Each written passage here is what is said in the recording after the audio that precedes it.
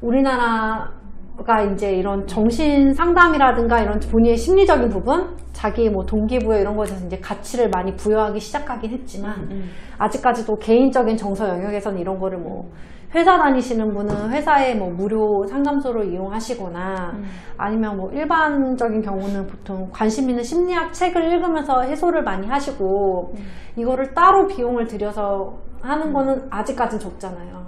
그럼 사실 이 사업을 계속 하시려면 이제 뭔가 수익이 좀 나야 계속을 하실 수 있는데 이게 궁금한 부분인데 수익적인 측면에서는 어떠신지.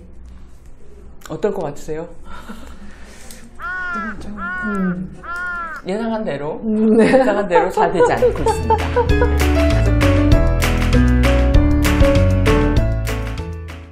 그 부분이 사실 저도 이제 고민이고요. 근데 이제 그 워크숍의 현장, 북클럽의 현장에서 참가하는 사람들이 주는 피드백, 그들이 경험하는 것들을 통해서는 아, 이 일이 맞구나, 내가 제대로 가고 있구나 라는 건 분명히 느끼는데, 사람들이 어떤 자기 마음의 영역을 끄집어내는 것 자체를 어떻게 할 줄 모르고 실행으로 나아가는 데는 갭이 있다라는 걸 이제 느끼고 있어요. 느끼고 있어서 이것이 시간이 걸릴 거라는 것을 예측하였으나 시간이 더 걸릴 수도 있겠다 이런 생각은 하고 있고요. 다만 이제 하나 말씀드리고 싶은 건 뭐냐면, 저희가 이제 정해진 주머니 안에서 가정경제를 운영을 하잖아요. 그래서 이해가 가긴 가는데, 사실 아이들 책값, 학원비를 쓰는 데 있어서는 그 계산을 해보지만 그래도 덜 주저하거든요. 근데 엄마들이, 제가 이제 그것도 여쭤봤던 적들이 있어요. 그래서 자신을 위해 한 달에 얼마를 쓰시나요? 이제 이런 것들 이제 물어보고 이랬던 적이 있는데, 그것에 대해서 굉장히 조심해하고 인색해하세요. 예. 이제 그것은 주어진 주머니가 한정되어 있기 때문이긴 하지만 자기를 잘 돌봤을 때 그것이 가정 내에 끼치는 어떤 선한 영향력, 좋은 영향력은 훨씬 저는 크다고 생각이 들어서 그 부분에 있어서는 조금 투자해도 되지 않을까라는 생각이 저는 많이 들어요. 그러니까 아이들이 태권도를 열심히 하는 것도 중요하지만 엄마가 정서적으로 좀 더 편안해지고 자신감을 가지고 그다음에 이 안에 힘을 가졌을 때 훨씬 이 관계적인 측면에서 더 좋아질 수 있기 때문에, 그리고 그것이 삶에서는 더 장기적으로 중요하기 때문에 저는 그 부분에서는 더 투자하시는 게 낫지 않을까라는 생각이 들고요.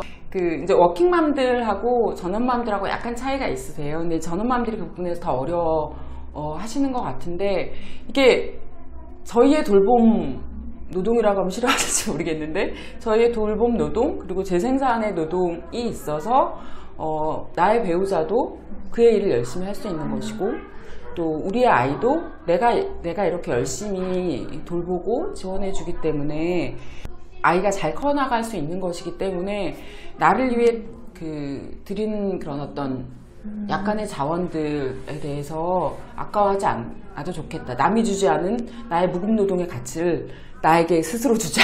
약간 이렇게 저는 얘기하고 싶습니다. 네. 맞아요.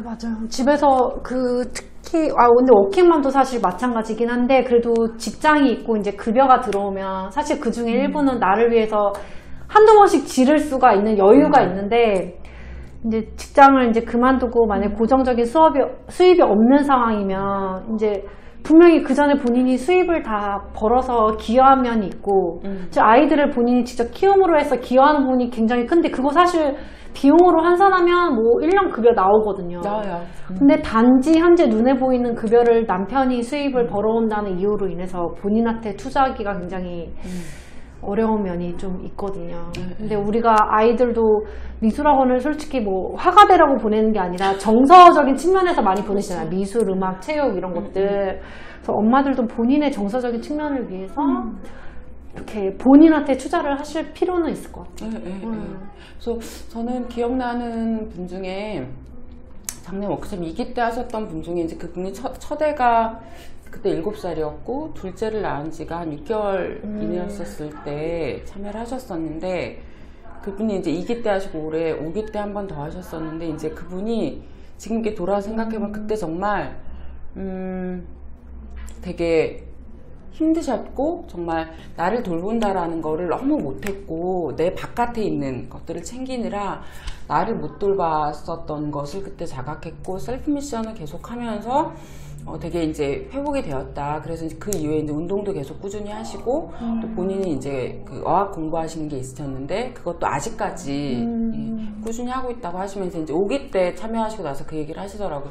그때는 정말 여유가 없었었는데 워크숍 하면서 되게 많이 회복이 됐고 그게 여태까지 오고 있는 것 같다라고 얘기하시고 제가 봤을 때도 훨씬 여유가 있으시더라고요. 북클럽도 이제 한 레드팀 같은 경우에는 이제 2년 돼 가거든요. 저는 그 안에서 사람들이 이렇게 힘을 회복되어 가는 걸 진짜 봐요. 그래서 저는 뭐 지금 저희가 하는 워크숍이나 북클럽이 아주 비싼 비용으로 하는 게 아니거든요. 그래서 그 정도 비용 들여서 본인이 그렇게 충만해지고 정서적으로 풍요로워질 수 있다면 그건 정말 되게 필요한 거다라는 생각이 많이 듭니다. 네. 근데 이제 사람들이 왜 안 올까요? 그게 저의 숙제인 것 같아요.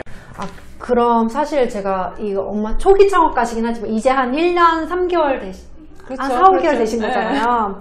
근데 이게 그래도 보시는 분들한테 좀 희망을 드리려면 너무 이게 수익이 안 난다고 하면 또 보시는 분들이 저거 하면 수익이 안 나나 보다. 함부로 창업하지 말아야겠다. 이렇게 생각하실 수도 있으니까 그 리스크도 아셔야 되지만 이제 앞으로 이제 계속 커나가셔야 되잖아요. 그러면 이런 커밍비만의 앞으로 더 클 수 있는 잠재력은 뭐라고 생각하세요? 커밍비만의 잠재력이요? 네. 이제 커밍비도 이제 점점 커져야 되잖아요. 10년은 하셔야지. 커져. 최소 10년은 하실 거예요. 그래서 잘라야겠네. 커밍비만의 잠재력? 커밍비만의 잠재력은 저는 사람들의 멤버십인 것 같아요. 그러니까 이 안에 이제 멤버십이 생긴다는 게 어떤 뜻이냐면 어쨌든 이제 책을 꾸준히 읽으면서 내 삶에 대해서 스스로 책을 매개로 돌아보고 나눔을 통해서 돌아보고 그러니까 어쨌든 뭔가 깨달은 사람은 그 이전과 똑같이는 못 살거든요. 똑같이는 못 맞아. 살기 때문에 그것에 그러니까 사실 아는 게 항상 좋은 건 아니잖아요. 아는 게 고통스러운 면도 있지만 그 아는 것을 통해서 지금 내 삶을 스스로 좀 더 주체적으로 살아가기 위한 노력을 계속하고 그것이 나 혼자 하는 것이 아니라 같이 하고 있다는 것을 북클럽을 통해서 계속 느끼니까 거기서 오는 어떤 그 멤버십이 있는 것 같고요. 저희 이제 멤버 중에 한 분이 그분이 그러시더라고요. 이 북클럽은 정말 전 국민이 해야 되는 것 같다. 책을 읽으면 세상이 나빠질 수가 없다 이런 얘기를 지난번에 저희 온라인으로 하는데 그 한 분이 이제 그 얘기를 하시던데 그래서 저는 감정만 나누는 것이 아니라 감정 플러스 그 이상의 것들을 나눌 수 있는 공동체는 좀 부담스러울 수 있으니까 친구, 동료를 만날 수 있다. 그래서 그 작업을 꼭 해서 내 삶을 어떤 우리의 풍요라고 하는 개념이 경제적 풍요뿐만 아니라 정서적인 풍요를 이뤄가는 것이 우리 삶의 질을 다르게 할 수 있다. 이 말씀을 꼭 드리고 싶고요. 그리고 이제 워크숍 같은 경우에도 그러니까 이거를 어떻게 좀 더 고객 중심으로 고객이 더 편하게 접근할 수 있는지에 대한 연구는 사실 저 스스로 필요하다는 생각은 들어요. 그러니까 참여자들이 느끼는 만족도는 높은데 여기에 들어오기까지의 갭이 있는 것에 대해서 이제 저의 숙제라고 생각이 들고요.